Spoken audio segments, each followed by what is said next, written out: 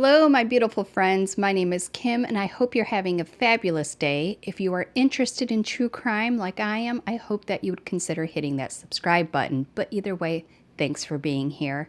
In 1997, Jack Barron made morbid history when he became the first man ever to be diagnosed with Munchausen's by proxy syndrome. But let me tell you, the path he'd have to take to get there was one dark and seriously selfish road. A few housekeeping items before we get started. I put a survey up on the channel, and you guys really restored my faith in humanity.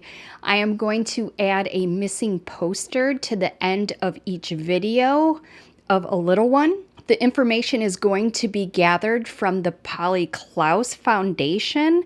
Information will be in the description box, a link to that website, and updates on the poster can always be found on their website, but I will also try to put a community post out with new information as it comes in. And for those of you that answered other than yes, I get it.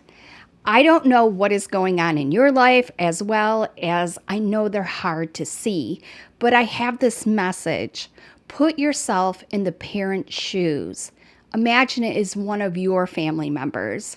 I just cannot imagine the immense desire for answers, and not to mention the unimaginable pain. This is one step closer for the channel and what I can do to make a difference. So please take a peek and contact the number listed to provide any information as you see fit. With that, let's talk about today's sponsor, Hunt a Killer. I've always thought Hunt a Killer was just a subscription box, but they are so much more. They have so much more to offer.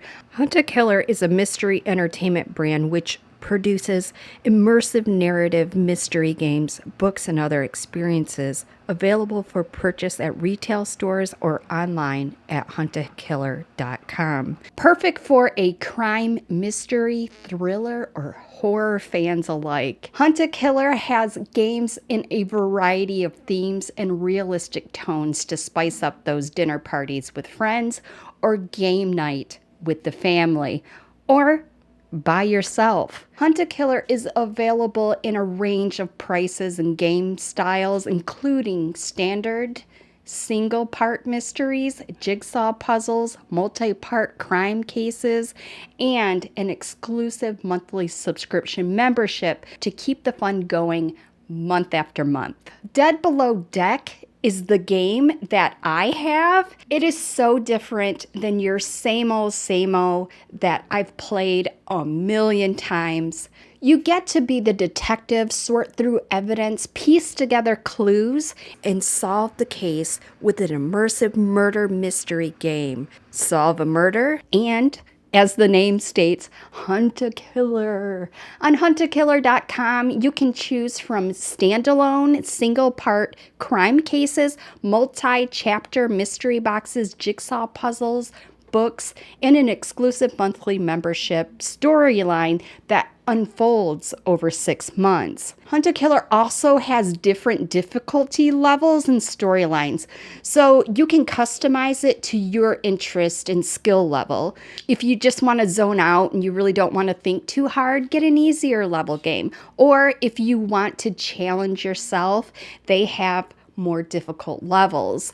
They have something for everyone. My family and I played the game Dead Below Deck, and we had such a great time. My niece is over the top competitive, so it was so much fun working through the clues.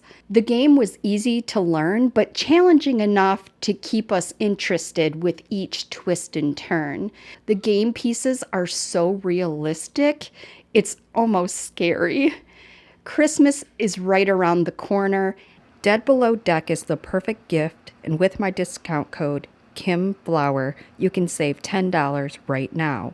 And I will also leave my link below in the description box. Thanks to Hunt a Killer for sponsoring today's video, and thanks to all of you for listening. Today we're going to be talking about Munchausen's by proxy, which is now referred to or renamed to factitious disorder. It is a syndrome where someone pretends that someone else is suffering from some sort of disease or illness.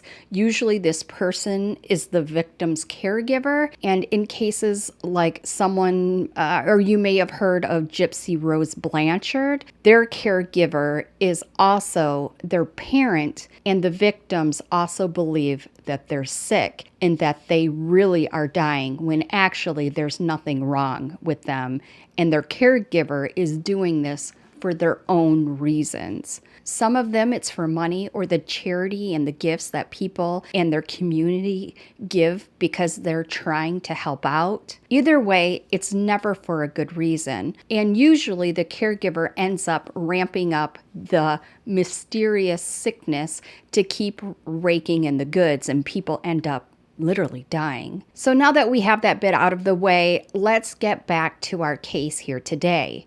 Jack Barron met his future wife, Irene Paget, in early 1986. And let me tell you, Irene was a bit of a showstopper. She had bright blue eyes and light brown hair. She was outgoing and friendly. She'd even been named Miss Fallbrook 1974 in her senior year of high school. And in 1986, she was fresh out of a divorce and ready for something bigger and better. Irene and one of her best friends, Denise, decided to move to Sacramento to try something new. So they packed their cars, moved into another friend's house together, and stuck it out there on their own. It wasn't long before they'd secured their own apartment together, and it wasn't much longer after that that Irene met Jack.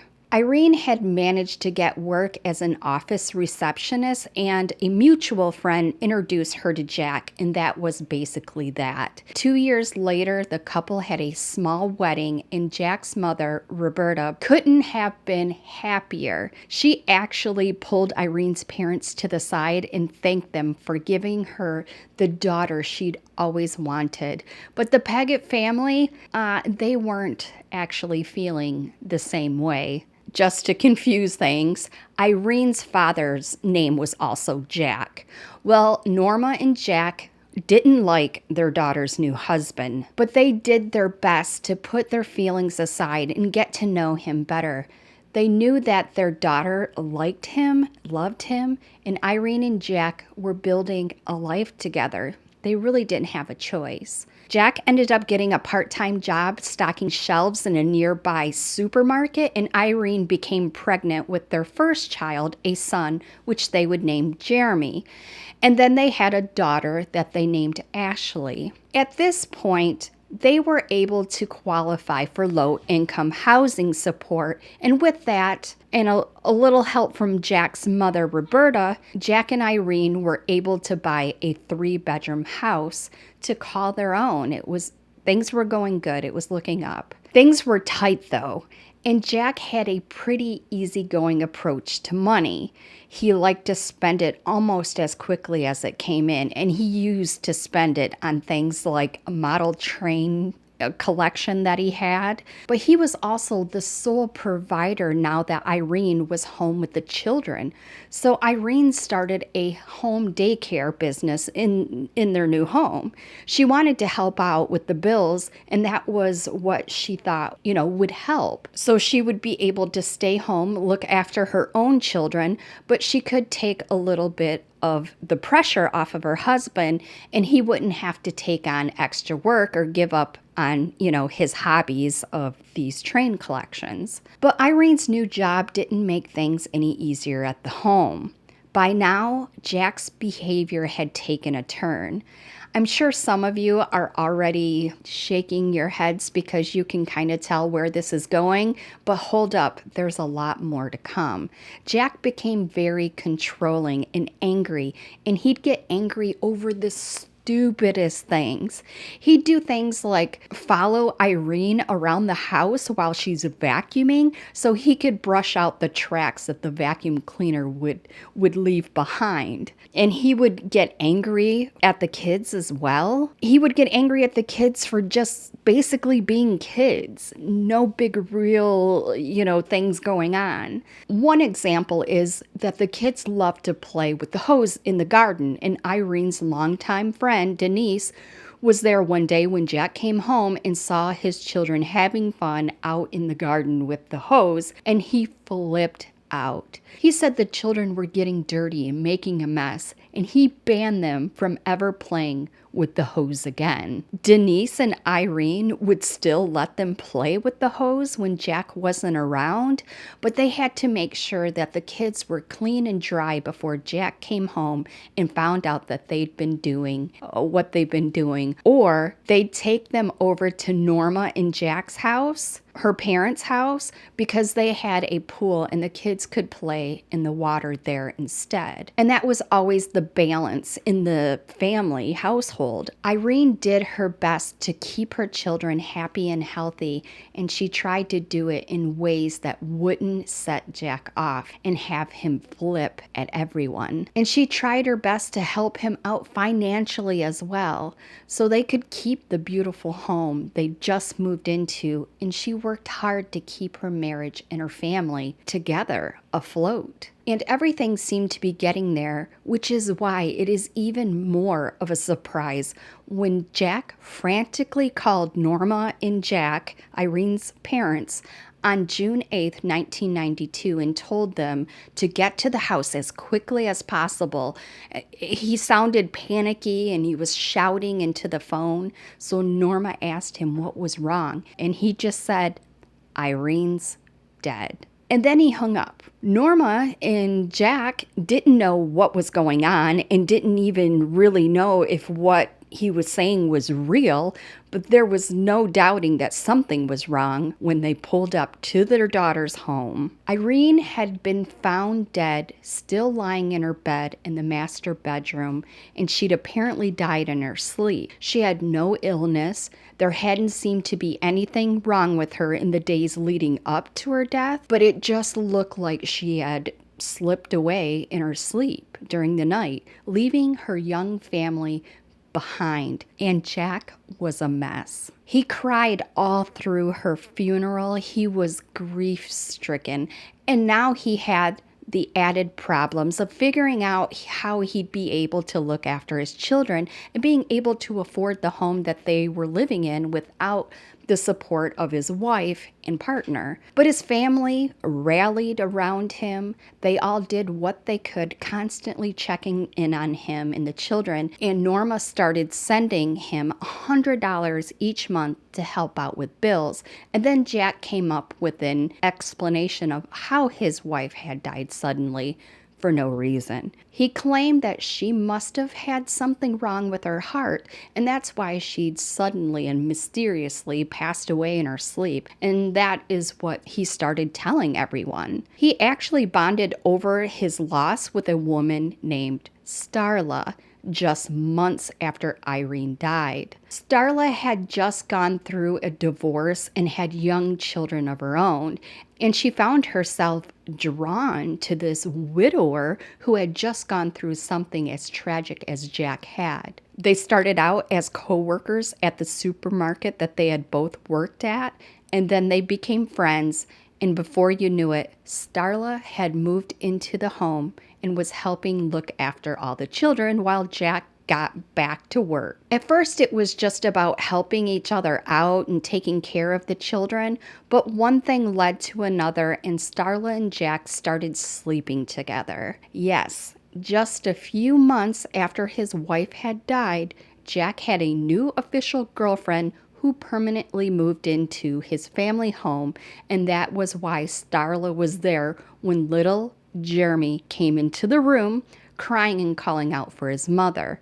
Remember, Jeremy was only 3. He probably didn't even understand what was going on or where his mom was. But Jack completely flipped out. He shouted at Jeremy and told him that if he didn't stop crying, he'd send him to where his mom had gone. And Starla didn't know what to do. She realized by then that Jack had a bit of a temper. But he just lost his wife and he was trying to keep his home together with 2 small children and, a dodgy finances. So his temper also kind of made sense to her on some levels. I mean, I guess. I don't know what I would have done in that situation. But either way, Starla ended up sticking around and she was there when little Jeremy, who just turned 4, was found dead in his room by his babysitter. It was the same thing all over again. Jeremy hadn't been sick. He hadn't been unwell or anything like that before he was suddenly found dead. But he'd somehow slipped away in his sleep, and now Jack had just lost his son as well. I can't even imagine what that must have felt like. But I don't think I would have taken it like Jack did. He started telling everyone that this mysterious heart problem had struck again, and now that he knew it was hereditary. He didn't seem as upset at it as he was for Irene, but people were falling over themselves to help him. I mean, in any way possible. You need money, you need a babysitter, here's a casserole.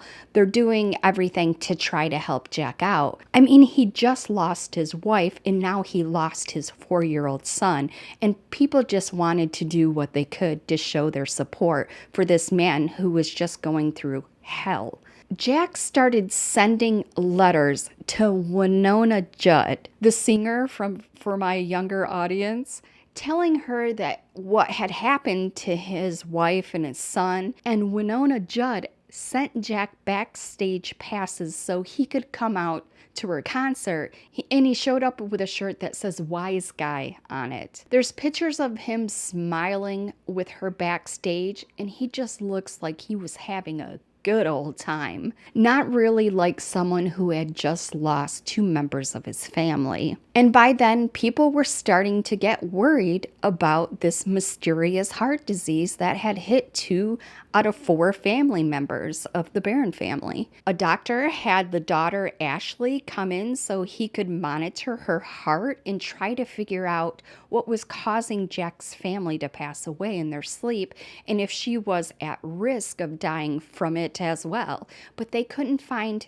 anything substantial. He did say that he found a slight abnormality in her heart rhythm, but nothing that he thought was particularly disturbing. So he asked Jack to take Ashley home and have her wear a portable monitor while she was sleeping to see if they could find anything out. But Jack didn't really seem concerned over whether his daughter would be all right, and we don't know if he even had her wear the monitor while she was sleeping because he never bothered to show up for the next appointment, and he kept dodging the doctor's calls, but he was adamant that this heart problem was real, and he knew it was hereditary. And just over a year after Jeremy had died in his sleep from his strange illness, it struck again. Ashley was only 4 years old when she died in her sleep, and Jack had no one left. He lost the last of his children, he lost his home, and he had to move in with his mother, Roberta. Things were tight and they were difficult, and they didn't get any better when Jack moved in to the home of his mother either. They constantly argued over everything, and it all came to a head when Roberta told Jack she wanted him to move out of the house. Get out. Next thing anyone knew, Roberta had been struck by this strange, mysterious, indefinitely hereditary heart condition that had killed the rest of Jack's family. By now, people were more than a little suspicious of Jack and his behavior. With each death in the family, he seemed to care less and less, and there were just far too many coincidences for anyone to be able to brush them away as, just bad luck. Jack was arrested under suspicion of murdering his family, but not before he'd made one last phone call. He called up Irene's brother, John, not to confess, not to apologize, but to ask John about something Jack couldn't figure out on his tax papers. John missed the call at first, and it was actually an office assistant who had answered, but John couldn't help himself. He called Jack back and asked him why he'd killed the people who were supposed to be the closest and most important people in his life. Jack denied killing anyone, and he still denied it even when he was taken to court. The prosecution argued that the tensions in the marriage and already potential interest in a new woman, Starla, and a quick solution for his money problems with the life insurance he'd taken out on Irene's life were all motives for Jack to kill his wife. A search of Irene's possession had revealed a handwritten note in Irene's handwriting that read, "Really sorry you're unhappy right now. We have so much to be happy and thankful for. It really upsets me when you talk about divorce." But if Jack were ever to go through with the divorce, he'd have to split all of his assets, and he'd more than likely lose his home and his children, but he'd get to keep everything and collect on the life insurance if Irene was taken out of the picture. Who can say if he actually thought any further than that? But after Irene died, Jack clearly had a hard time looking after the children, and he still couldn't afford to pay the bills. So he went back to his original solution and got rid of his son, and when that failed, he did it again when he killed his daughter too. And as for the mother, Roberta, well, he'd be the sole beneficiary of her will and her insurance policies, and he'd get to keep her house if something happened to her. But lucky for us, all Jack got for his string of murders was 3 consecutive life sentences. He was never actually charged for the murder of his mother, but he was charged with first-degree murder for killing his wife and his 2 children. The prosecution's stance was that likely he smothered them with pillows while they slept, which was why it just looked like they passed peacefully in their sleep. I think it takes a special kind of twisted person to take the lives of his family, especially when it was just for money and attention. And a part of me is convinced that there is not a punishment severe enough to fit what he did to 2 innocent children and 2 women who just tried to do the right thing by him and right by the rest of the family. It also shows how comfortable he was lying. He had claimed that his hereditary heart condition killed both his wife and his mother. I mean, it doesn't even make sense, and that the theory just falls apart as soon as you think about it. But maybe Jack was so used to getting away with it, that with his lies, that by this point that he didn't even put 2 and 2 together, that this does not look right. I honestly don't know if I believe that it's Munchausen's by proxy.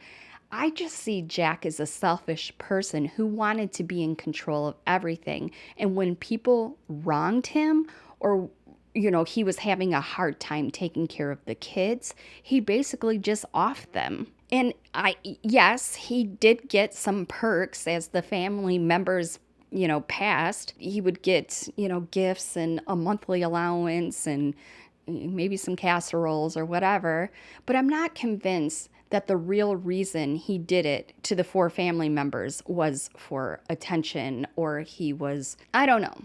You guys let me know what you think. Or do you think the court should be more forgiving, or maybe a bit more understanding because it's a syndrome that he had?